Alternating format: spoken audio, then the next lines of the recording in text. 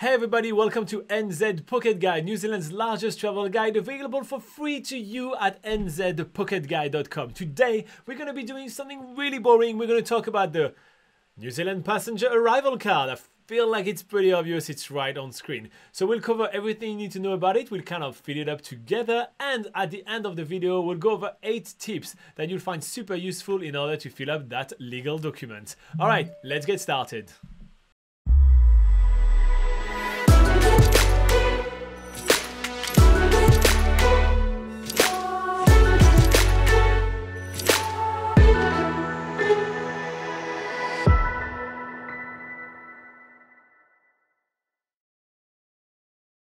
Alright, so first up, what is the New Zealand Passenger Arrival Card? So the New Zealand Passenger Arrival Card is a form that you must complete either on the final leg of your trip to New Zealand or at the airport in New Zealand before passing through customs, biosecurities or immigration control.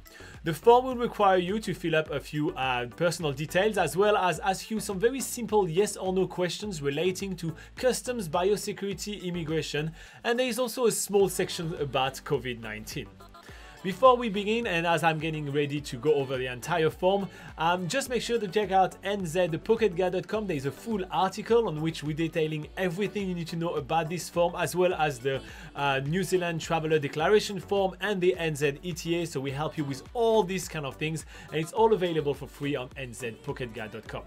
Alright, so this New Zealand passenger arrival card will be given to you by the stewardess in a plane about 2 hours before landing to New Zealand, or it will be available at the airport. There's going to be some stand-up desk with those pens, you know, attached to a chain so you can't steal a pen. Right before arriving to passport control. But the easier way to deal with it is to actually fill it up once you are actually in the plane, because, well, you have nothing else to do in the plane. It's kind of part of your in-flight entertainment, isn't it? Alright, so let's go over what the form looks like and what you need to fill in. This is the front page of the form right here, with a bit of a declaration telling you which government organization are going to be using your sensitive data. Okay, let's move on to the second page. Here you go. So the first section of the New Zealand passenger arrival card is going over the fact that it is a legal document, and so therefore all the information that you need to provide need to be truthful, because otherwise no good. So make sure that you are literally answering honestly all the questions, and you'll see what I mean a little bit later as we go through the whole form. Alright, a handy tip as well for you is to actually have your passport as well as your plane ticket with you, because literally the first few informations are copying all this information. First up, you need to put the flight number or name of the ship. So here it's going to be NZ123. Here's the name of my plane or my ship, for example, and my seat number is going to be 3A. You will notice throughout this video that I'm very terrible at writing with the mice, so we'll see what we did. Okay, so the overseas port where you boarded this aircraft. So let's say you flew all the way from Berlin, Germany, all the way to New Zealand. It's likely that you may have to change planes somewhere, maybe in Dubai, for instance. So this is what we're going to be writing right here. This very aircraft, I did board it in Dubai. This is going to be very painful. I am so slow. Okay, passport number 1, 2, 3, etc. Blah blah. Nationality on the passport. You can write the name of the country. I'm going to put NZ right here. Then family name. It's going to be Pocket. Yes, I am Robin, a pocket guide. That's correct. That's my real name for sure. Oh my god. I mean, if you find that entertaining, guys, yeah, make sure to hit the like button, because damn, that is painful. Your given or first names, that'll be your me, that's going to be Rob. I'm going to go by Rob today because I can't be first going through everything. Now, your date of birth, you need to put your date of birth, day, month, year. Make sure that you go day, month, year, because Americans usually do them all around. So this is going to be... yeah, we'll go for that, and we're going to go for 1901. That's right, that is how old I am. Country of birth, so where you were born. make sure that you fill that up correctly. And your occupation or job, you know, I will put boy, because I'm trying to find as short word as I can. Full contact and residential address in New Zealand. You're going to want to write all in here where you're going to be staying in New Zealand. Maybe the name of your first hotel would be a really good one. Your email address here at, we're going to go like that because otherwise it's going to be too painful.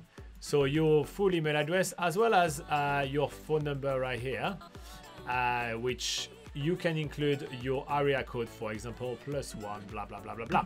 All right, so that's just basically your contact detail. That's a very easy one. Now, we are arriving to section number 2. There is 2A and 2B. It's split in two. So if you are usually living in New Zealand, which is unlikely to be most of you guys, so I'm going to cover that quite quickly, you do the 2A. If you are not usually living in New Zealand, please leave the 2A empty, otherwise they're going to give you back the card and you'll have to redo everything again. So do not fill in the 2A if your usual country of residence is not New Zealand. Okay, so which country did you spend the most time in? For example, that could be the Cook Islands. Okay, the Cook Islands. And then what's the main reason for your trip? And that was a holiday and vacation. I know you Kiwis, taking a nice holiday to the Cook Islands. Which country will you live the most for the next 12 months? We're back in New Zealand. That was a good holiday in the country. Here you go. So that is if you are actually in usually living in New Zealand. So I'm going to remove that because that's unlikely to be the case of everybody. Now, if you do not usually live in New Zealand, the 2B is the section you need to fill in. How long do you intend to stay in New Zealand? You can check permanently if you are planning to immigrate to New Zealand. However, if you're coming to New Zealand on a certain length of a visa, for example, on a working holiday visa, to come to take a gap year in New Zealand, you will want to put the length of your visa. So for example, your working holiday visa is for 12 months, just write 12 months. However, if you do know that you want to just do 9 months, just put 9 months. It's fine. It's not, you know, there's either like you don't know, so you put the whole length of your visa, or you know and you put exactly how long you're staying. If you're here for a holiday, just write how many days you're staying here. You're here for 21 days. Boom. That's 3 weeks epic holiday in New Zealand. That's what you're planning on doing, right? Yes. Okay, if you're not staying permanently in New Zealand, what's the main reason why you're coming to New Zealand? It's probably going to be a holiday, isn't it? Which country did you live the most for the last... did you live last for 12 months or more? If you took a gap year somewhere else and took an entire year somewhere and came to New Zealand, you want to put that country. Otherwise, just put the country where you spent the last 12 months. Let's put Canada. Here you go. I put Canada because quite a fair amount of our Patreon supporters are actually from Canada. We have Natasha, we have Christina. It's pretty awesome to have a bunch of people from Canada that support us on the channel. They get a lot of perks. They get extra live sessions with us. They get access to a Facebook group. It's pretty awesome. Province. I don't know enough provinces in Canada, so I'm going to put a province here and a zip code. Here you go. So you've done the first page of the New Zealand passenger arrival card. We have 2 more pages to go. Let's keep moving. Here we go with the section 3. List the countries where you have been in the past 30 days. So let's say you're coming from Canada, you took a bit of a leap and went to the USA for a bit of a holiday. We're going to put that here. Keep on listing, put a comma in between all of them and keep listing all the countries you've been to. Do you know the content of your baggage? If you do not know the content of your baggage, first up, you are a fool. Do not take a suitcase full of stuff that you don't know from a friend to bring to New Zealand. It's probably drug and you're going to spend decades in jail. Don't do that. So hopefully you know the content of your luggage, but if you don't, you need to be super truthful. This is the part of the form where you get to basically save yourself from having done anything wrong. Having done something wrong. So if you declare it here and then you get caught having brought something that you shouldn't have brought in New Zealand, at least you declared it and therefore you are probably not going to get a fine. However, if you try to conceal and hide it, this is when trouble arises. So please be aware and answer all those questions super truthfully. So are you bringing into New Zealand? So we're looking at section 5 now. Are you bringing to New Zealand any food, cooked, uncooked, fresh, preserved, packaged or dried? Pretty much all the time there is some kind of food in my pocket. Like Litty on the last trip from the Cook Islands, we bought some nut bars, just in case we go on treks and everything to have them. We actually bought them to New Zealand, brought them to the Cook Islands. We didn't eat them, so I came back with them. So I actually checked yes, and then they asked me what it was. I showed them, and that was all fine. But yeah, any food that you brought to New Zealand, a lot of them are prohibited due to biosecurity concern. So make sure that you declare it. In the first place, you shouldn't pack any food, but just make sure you declare it. Any animal or animal product, including meat, dairy product, fish, honey, bee product, eggs, feather, shell, raw wool, skin, bones, or insect. If you have any, make sure you check yes. Otherwise, check no. Plants product. Sorry about that. Scroll way too much. Fruits, flowers, seeds, bulb, wood, bark, leaves, nuts, vegetables, plant, part of plants, fungi, that's mushroom types, cane, bamboo, or straw, including for religious offering or medicinal use. So even if usually, for example, you're from Asia and you use a lot of natural products as medicines, these still are considered as like plant products. So do make sure that you declare it. It's always better if you declare it, they check it and they realize it doesn't matter if you declared it or not, it's okay. It's better off to have declared it than not. But let's say I have nothing for this one. Other biosecurity risk items such as animal medicine, biological cultures, organisms, soil, or water. Well, don't do that, but yeah. Okay, equipment, clothing used with animal, plants, or water, including gardening, beekeeping, fishing, water sport, or diving activities. So anything that you think may be a bit at risk, you better off declaring it. Again, I'm going to take our last trip to the Cook Islands as an example. And when we came back, we had all our snorkeling gear. Obviously, we did use them in the lagoon and we checked out the beautiful, colorful fish. So I checked yes on this one, and the guy at Biosecurity just asked me a couple of questions about it. I didn't even have to take them out of my bag. He literally was like, okay, you're fine, move on. It's always better to declare it. Again, all my crosses are amazing. I just want to point that out. Can I get a like for like the amazing handwriting I'm displaying right here with my mice?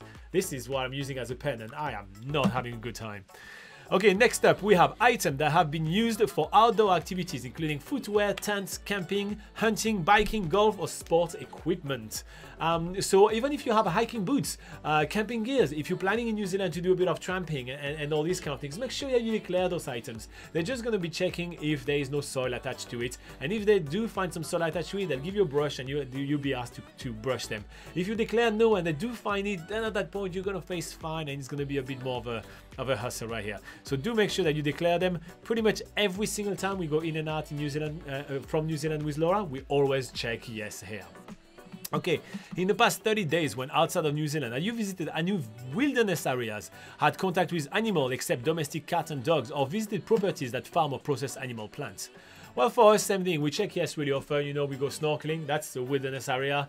We go hiking in the forest, that's a wilderness area. All these kind of things. Obviously, when you get outside, usually when you get outside New Zealand for us is to go do some things. And so for that reason, we pretty much always check yes. All right, so we've done with section 5. We are now moving on to the section 6 right here. I'm going to get a glass of water while you guys take a minute to hit the like button. That'd be lovely, and that support all our hard work because, you know, doing all those videos and creating New Zealand's largest travel guide at NZPocketGuide.com takes a lot of work and effort. All right, moving on. And a genuine thank you to all of you guys that have decided to click the like button when I prompted you. I know that you guys hear that super often everywhere on YouTube, but that genuinely helps a lot. All right, section number 6. Are you bringing into New Zealand the following items? So, medicine, over 3 months supply of medicine or medicine not prescribed to you. So I'm going to check yes right here to give you a couple of examples. Let's say you're bringing some medicine for somebody else. A friend of yours asks you to bring you some contraceptive pills, for example, because her prescriptions ran out. That may happen. Make sure that you check that and make sure that you pack with yourself all the paperwork that you need because that's really important. Same example for you. If you're bringing contraceptive pills, for example, you don't want the hustle to have to go to the doctor super early in your trip within 3 months and you want to have enough to last you a while. Let's say you take 6 months supply. That can happen. Make sure that you have the paperwork with yourself and make sure that you check yes. If you have a asthma medicine and you took enough that will last you for the whole year, make sure that you declare it and you have the paperwork with yourself. We do have some more advice on NZPocketGuide.com, by the way, about what you cannot pack and what kind of paperwork you should be taking with yourself. So make sure to head to the website and check that out.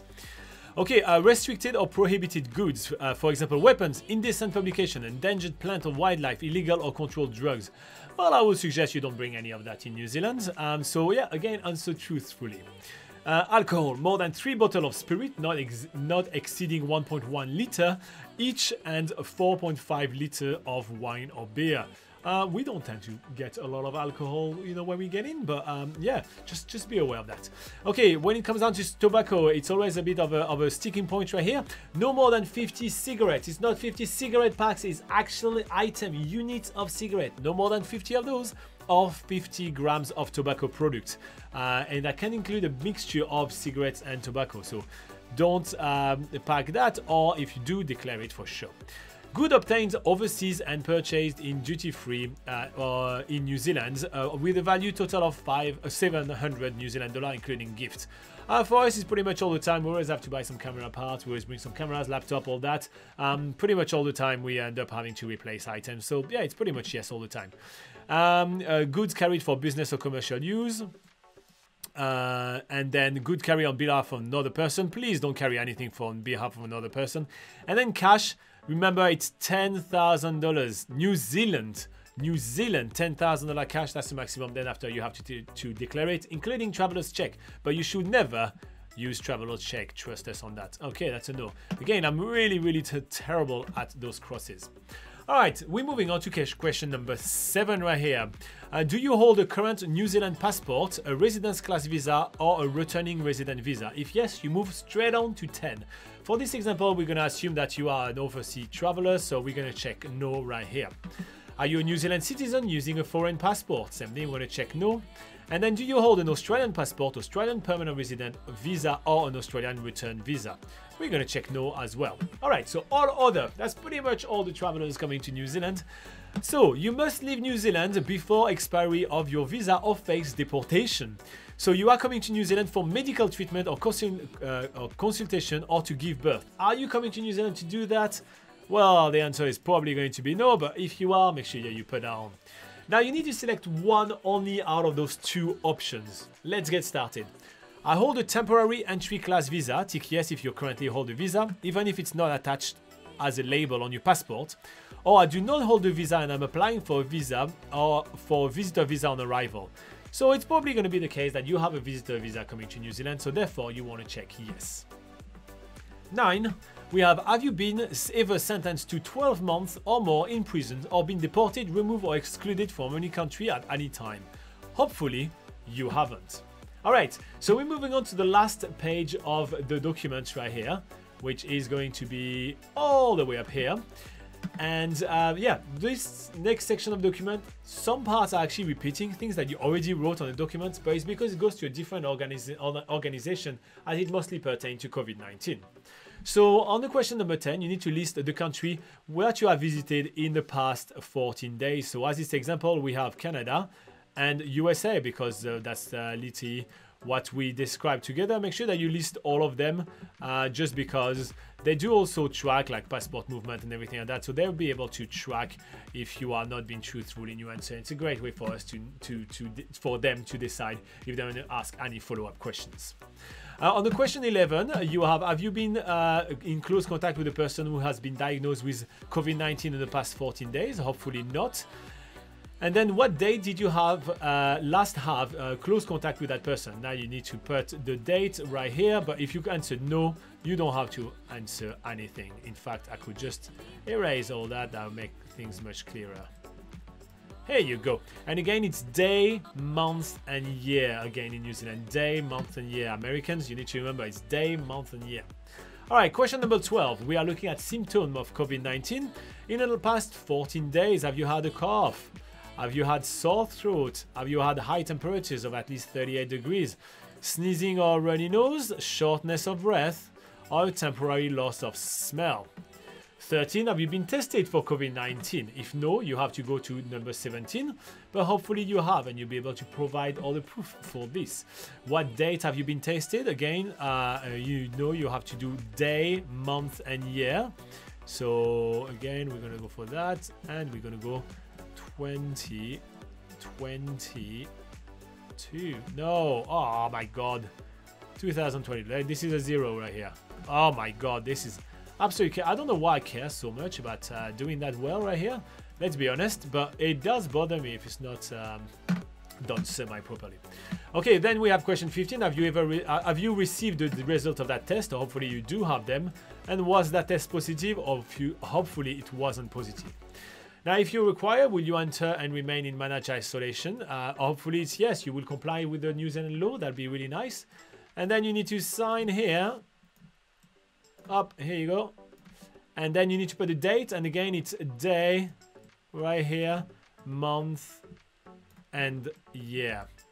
All right, so that's pretty much everything you need to know. You need to do when filling the New Zealand the passenger arrival card. Sorry, that was a lot of talking, so I got a bit lost. But yeah, so keep in mind that this is the form which is a legal document, so be super truthful when you do that. And really, you don't have to stress too much about it. You will have plenty of time to do that in the plane. Again, the stewardess is going to give you a passenger arrival card to do it in the plane. You know, it's going to be so much easier than having to do it before customs, where there are going to be quite a lot of people queuing to get the form, to fill it up and everything. It's going to be a bit chaos. But if you want to make your life even easier, here are 8 tips for filling out the passenger arrival card before arriving in New Zealand. First tip, number 1, that you need to remember for sure, bring a pen with you. You will probably want to do that in the plane, as mentioned before. It is so much easier to do it in the plane, and the stewardess is probably not going to have a pen for everybody in the plane. So if you bring a pen with you, you'll be able to do that in advance, and it's smooth sailing from there after getting back on the plane. Now, on section 1 of the passenger arrival card, one thing that I like to point out, I'm going to switch back to the first, yeah, it's going to look nicer right here. On section 1 of the card, for the full contact and residential address, again, put your first accommodation or hotel if you don't know it. If you know it. If you don't, you can leave it blank, but it's easier to just put your first accommodation there. So no need to panic if you don't have a permanent address in New Zealand. Okay, on the section 1 as well, when you have the occupation or jobs, if you're unemployed, just seriously put unemployed. Don't need to panic about it or try to make up something. You'll be all good. On number 4, number 4 tips, do not answer the section 2A if you're not from New Zealand. The 2A is not for you. So many people answer the 2A and then they be sent back, like literally, they don't like it. So don't do that. In the section 2B, which is the section that you need to answer, tick the holiday vacation, even if you are on a working holiday visa when backpacking in New Zealand, because the main purpose of your trip when coming to New Zealand, even on a working holiday visa, should be to holiday around New Zealand with working as a secondary purpose. Now, tip number 6, one of the most important part of the card on the declaration are section 5 and 6. If you don't declare something that you should have declared, you will be facing fine. Please, in case of doubt, declare it, declare it, declare it. It is much better to declare something if you're unsure about it rather than not declaring it. On the section 8 that we discussed, if you are from a visa waiver country, meaning that you automatically have a visitor visa to enter New Zealand, you can still check yes, because you need to say, I do not hold a what? No, that's wrong. A few moments later. Let's start again. On the section 8, if you are from a visa waiver country, you need to check yes as at the I do not hold a visa and I'm applying for a visa on arrival, because the NZDT is not a visa. Remember that. And finally, tip number 8, keep this card with your passport, because at customs and at biosecurity, you will need to hand out both of them together. All right, we went through this entire video. That was a very long one with a lot of things to remember and to go over. I just realized that it has been over 20 minutes. So if you want to reward us for all our hard work, make sure to hit the like button. It would be fantastic. If you feel like joining an awesome crew of awesome people that support us on Patreon to have access to awesome perks, such as extra live sessions, like PDF travel guide of New Zealand, a secret Facebook group where Laura and I hang out all the time. We can answer all your questions. Well, check out the Patreon link below. There is a lot of really cool perks for you. And if you want to plan your trip to New Zealand, check out nzpocketguide.com. It's New Zealand's largest travel guide. In the meantime, have a lovely day. Bye bye.